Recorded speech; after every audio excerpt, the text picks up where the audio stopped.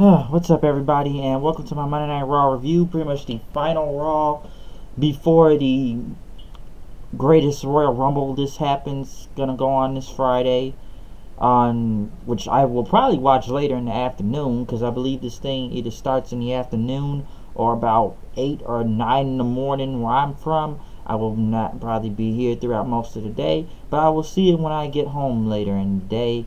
Because either way, if I didn't have to go to work, I probably would have just woken up and saw this show to begin with. But I'm gonna watch the whole Royal Rumble later today. It's gonna be a lot of title matches. I still don't understand the point of a 50-man Royal Rumble, and now you're just winning a trophy, which doesn't really do that much if you ask me. It's almost like you're taking a shit on a regular Royal Rumble. Because even I wonder, what do you get out of this Royal Rumble when you win it? Because I wonder if anybody's ever thought about that. What do you win out of this 50-man Royal Rumble? Do you get a title shot? What? And you just get a trophy. So what's the point of doing a second Royal Rumble if we just did one 2-3 months ago to determine who was going to face who at WrestleMania? But I don't really understand a trophy. But hey, this is Saudi Arabia. That's where it's going to be. That's their thing. It's a whole bunch of title matches on the line, of course. So, you know, this 50-man Royal Rumble, I don't know, but it's going to be a lot of people. I'm sure we'll see Raw, SmackDown, some NXT folks, some Cruiserweights. So we're going to see mostly a majority of all these people that will be in this 50-man Royal Rumble this Friday. So this was the go-home show. But as we kicked off the show, I'm surprised I really didn't address this that much, but we kicked off the show with the roster on stage, pretty much showing a graphic acknowledging the death of Bruno Sammartino. All the wrestlers and Vince McMahon were on stage as they did a 10-bell salute to him for a moment of silence, and they played a video package with most of the interviews from Cena, Pat Patterson, Bill After, Roman Reigns, Triple H, Ted DiBiase, Paul Heyman, countless others, as they played a very nice video package for Bruno Sammartino, which was really good to see. It was glad the company really did address this really well. It was enjoyable, very classy. I will say that. I'll say here, I may didn't grow up watching Bruno Sammartino, because he was really big in the 60s and 70s. Correct me if I'm wrong. He had 2 reigns as WWF champion. Working for Vince Sr. They actually show clips of him too. And with over just 2 reigns, he was champion for over 7 years. And he sold out Madison Square Garden. I know some people say the numbers are kind of different today, but it's what I know is 188 times Bruno Sammartino has sold out Madison Square Garden, and that he didn't really even need theme music. People would just chant Bruno. That was the theme music back then. So it's like I said before, I didn't grow up watching Bruno Sammartino, but I understand the importance to what he is in professional wrestling. Probably like you have to put him on like super top tier level, like a big the elite level, if you want to put him up there. Okay, like this is like, and I don't even really know how a word to describe this. When I say one of the, like the, I don't want to say the godfather of all wrestling in a way, or like he's just in that top echelon elite level. So that's where you really got to put this guy in, and it's understandable. So yeah, you just saw that he was that big of a high level. And like I said, I've seen a few clips of his matches, and I've seen shoot interviews with him. Very classy guy.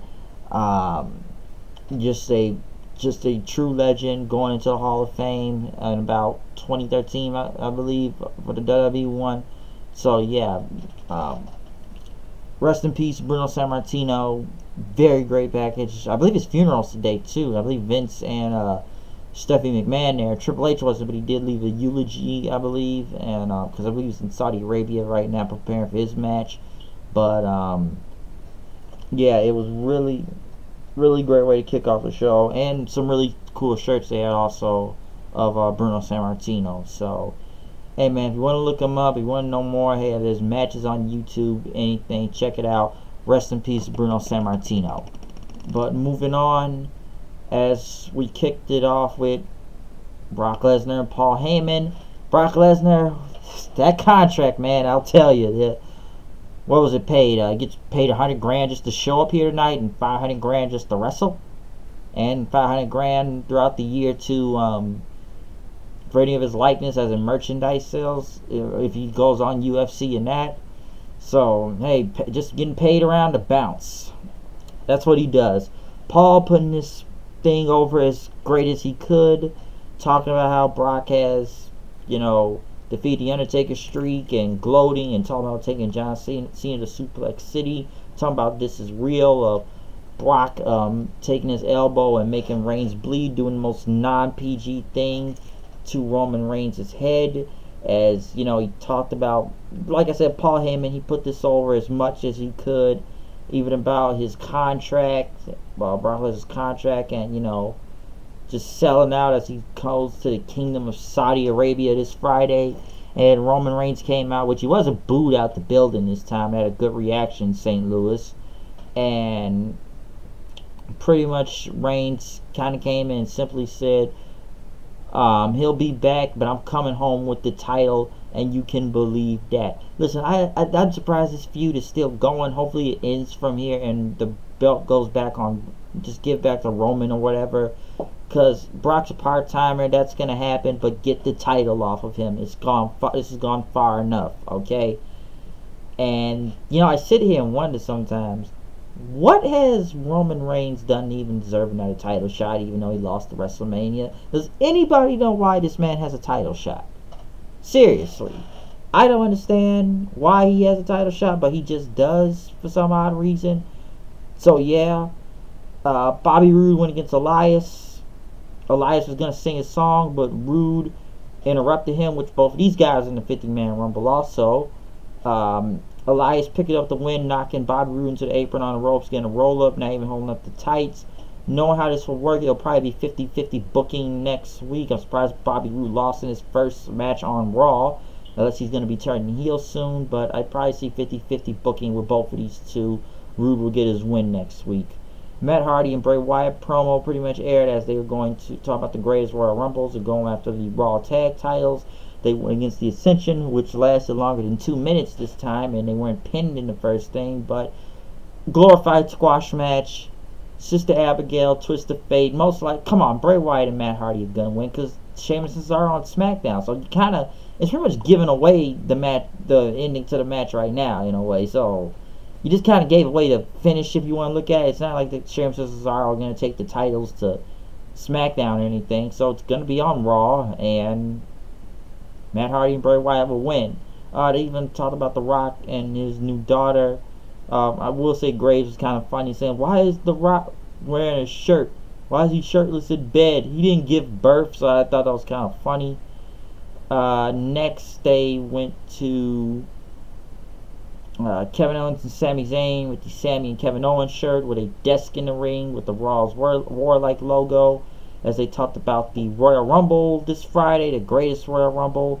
They talked about how Kurt Angle would be their guest, and as Zayn, hilarious as a heel he is, talking about Kurt Angle's theme song,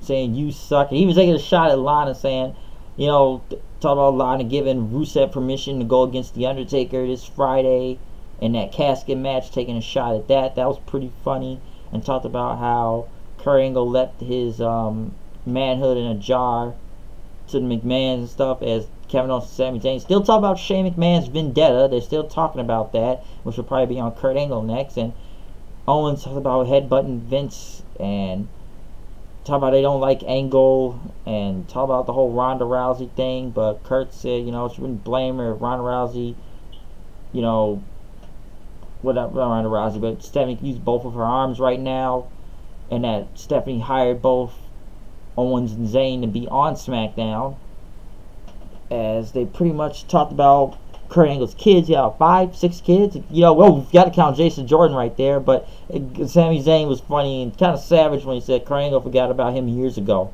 Taking a shot at him right there, that was pretty funny. Kurt Kurt Angle pretty much then looked at him and says, you know, I'm going to repay you guys tonight.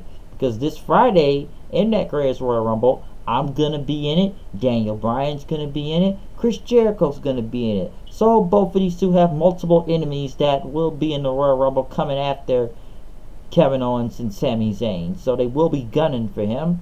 And then Kurt Angle put them both in a match against Bobby Lashley and Braun Strowman tonight, as they look like they did not want to do that. So it was pretty funny. The segment itself was pretty funny, I will say that. Taking Kevin Owens and Sami Zayn taking shots at people, especially the Lana allowing Rusev to face Undertaker on the Greatest Royal Rumble thing this Friday. It was pretty funny. And that now they have to watch out to be in the Royal Rumble because it's a 50-man thing, and now they're gonna be gunning for them. Even though I still think this trophy doesn't make sense. McIntyre and Dolph Ziggler went against Titus Brand. Apollo Crews gets his full name back, which they were pretty much destroyed by both Galloway and Ziggler with the Claymore kick / zigzag, as Drew pretty much was out here, and they asked him why Ziggler said he's got my back, and Galloway went on to pretty much say, there's no fire and ambition in the locker room, that people just sitting around collecting paychecks in the back. But times are changing right now, and this is not what the WWE wants. They need a reality check, and he's what this company needs right now. As Ziggler pretty much says, we don't need to steal the show, we are the show. Listen, once again, Galloway should be on his own as a huge face, and he can work as a heel or face either way, but probably as a face better. Ziggler is just Ziggler. I don't think this team will last for long. I don't think Ziggler will last long if they break up from this, because Ziggler, he's face, heel, sign a contract, not sign a contract. I don't know. Maybe at this point, Ziggler kind of needs Galloway right now if you look at it. But we'll see how long this team goes. Chad Gable talking to Kurt Angle in the back about the whole superstar shakeup thing and him being on Raw. And he's not going to blow this opportunity until Jinder Mahal walked in the room talking about he demanded to be back on SmackDown after what happened last week of losing the United States Championship to Jeff Hardy. And then he pretty much looked at Chad Gable and said, hey, you got bigger. You're Nicholas, right? You won the title with Braun Strowman at WrestleMania. You're that 10-year-old, which I thought that was pretty funny. But then it wasn't really funny once he kind of take a shot at Mini-Me, saying, like, didn't you just pass? Like, who wrote that joke for him? That was horrible. That wasn't funny. That was just plain god-awful. Like, I don't know what was the point of taking a shot at Mini-Me like that after he just died. Vern Troyer there. So, I don't know, whoever wrote that is dumb as fuck for writing that joke. The Nicholas Braun Strowman thing was funny, but the whole Mini-Me thing, that was dumb as hell. That was stupid. That was retarded. But this was going to be into a match later, which Gable actually got the win on Jinder. You think it would be a showcase match to, have Jinder look strong for the U.S. title, unless it's going to be 50-50 booking, lose here and beat Jeff Hardy this Friday at that Rumble thing. We'll see if the title goes back to Raw or the Intercontinental goes to SmackDown, since we got that Fatal 4-Way going on, but I'll get to that in a second. But Chad Gable gets a good win. Hopefully he goes somewhere, because he hasn't really gone anywhere lately ever since they had put him with Benjamin on SmackDown. So hopefully on Raw we see something good out of Chad Gable. Sarah Logan's promos are god-awful. Hunt meat, you need subtitles. I had to rewind that shit.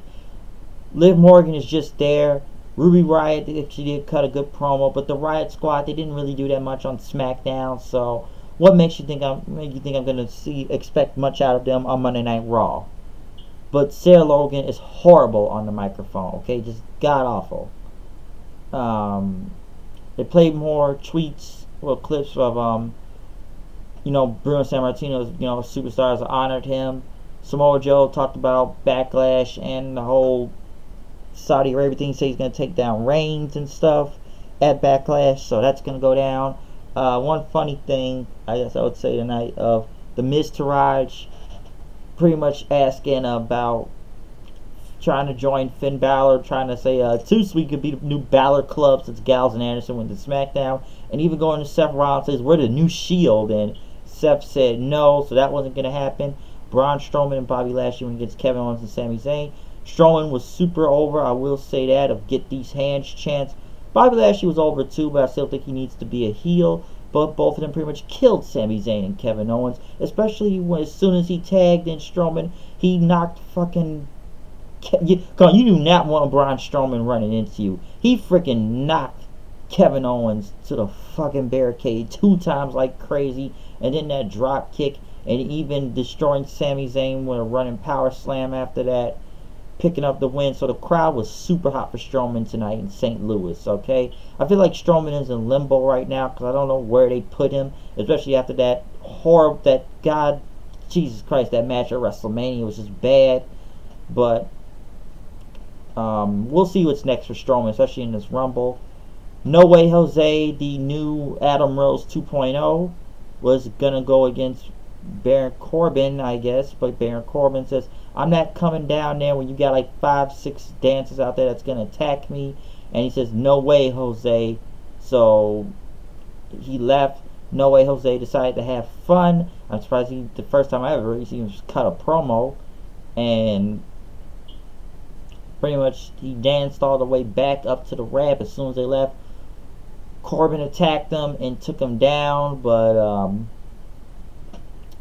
that was pretty much it after that, and hit him with a chokeslam backbreaker. So I guess this will be a feud now. I'm surprised Corbin didn't attack any of the Rosebud dancers, but I don't think that was going to happen. But Adam Rose 2.0, No Way Jose, we'll see how far this goes, but I don't see it lasting that long. Some Alexa Bliss PSA thing play. I wasn't really paying attention to this because I'm surprised we're still doing this Nia Jax feud and bullying and something about burrito bowls. I don't really care, so whatever. Seth and Finn went against The Miz Taraj. Seth and Finn picking up the win. Seth, huge burn it down chant, and even when he stomps his foot, people say burn it down. Coup de grace for the win, but they will face it a fatal 4-way in a ladder match. Seth, Finn, Joe, and Miz. Could Joe take the Intercontinental title, or even Miz bring the Intercontinental title back to SmackDown in this ladder match, or will the U.S. title go to Raw? I heard there's going to be a lot of title changes going into this whole pay-per-view thing this Friday, so we'll find out and see what we get from there. But that was the match. And as we got into the main event, a 10-woman tag, almost like the 10-person tag last week, because the women, I believe they did, and I've been hearing this all night, that the reason why this is a 10-women tag match, because there are no women's matches in Saudi Arabia. I believe it is some religion thing or something. I don't really know how Saudi Arabia works, but they're not, I don't think they let women wrestle over there or something like that. So I guess they're giving the women a 10-women tag match here of Nia Jax, Ember Moon, Sasha Bailey, Natalya versus Bliss, Mickie James, and the Riot Squad. Sasha and Bailey just looked at each other throughout multiple times of the match, at least showing that their feud is still going here. Wasn't much to expect out of this 10-women tag. Kind of went long, didn't really care. Crowd was into it. Nia Jax running on everybody, taking everyone out near the end. Ember Moon getting a cool suicide dive on, I believe it was on one of the Riot Squad members outside. Almost like a heat-seeking missile like Austin Aries does. Very cool from Ember Moon. But it was pretty much a DQ, I guess. And Natalya kept favoring her leg throughout the match since Mickie James kept kicking her. And then Mickie James kicked her again until Ronda Rousey, I forget she's a full-time right now, and it's all, I'm not gonna call her Pentagon Jr. here because like they're just sending her in to break people's arms now, but you could tell Natalya's gonna turn on her anyways. Coming out of all this, you know it's coming. She pretty much went in there, killed Mickie James with an arm bar, and she immediately tapped out. So DQ finish. So yeah, Rousey looks like a killer. Natalya will sooner or later betray her, of course. But I don't know. I don't think people are buying Natalya as a face to begin with. Rousey still thinks she's gonna. I believe her as a friend. We all know how this is gonna turn out to be. But the women pretty much having this main event tonight, since they're not allowed to wrestle at the whole Greatest Royal Rumble thing. We did this match tonight, so The main event was pretty much whatever, other than the whole Rousey thing being involved, which was pretty good. Pretty much killed Mickey James out there. So yeah, but this was my my Night Raw review. I don't know if I will be doing any type of live reaction for this 50-man Royal Rumble thing this Friday, so we'll just have to find out and see where this goes. But Raw had its parts here and there tonight. Pretty much, mostly lots and lots of hype for this show this Friday. More hype than they did for WrestleMania. So they are really trying to get this thing as over as possible. Multiple title matches. Every belt is on the line. I don't really know if the Cruiserweight... I believe the Cruiserweight title is on the line, but I think it's still Cedric versus Buddy Murphy, but I'm not really sure, but I have to check back in on that. But, yeah, a lot of stuff going on tonight. Hype for the Royal Rumble. Greatest Royal Rumble. I keep saying just regular Royal Rumble, but the greatest Royal Rumble this Friday here, folks. So, this was the go-home show. This was the go-home show, so, yeah. Pretty good show. Roman and Brock pretty much keeping him brief right there. Very good tribute show tonight for Bruno Sammartino. I thought the Strowman and Lashley match was pretty much good because the crowd was hyped into it. And the KO and Sammy show was very entertaining to watch. So we'll see what happens this Friday at the Greatest Royal Rumble. But I'm out of here. See you guys later. Peace. And please check out my Redemption review from last night's pay-per-view for Impact. So I am out of here. I will see you guys later. And peace out.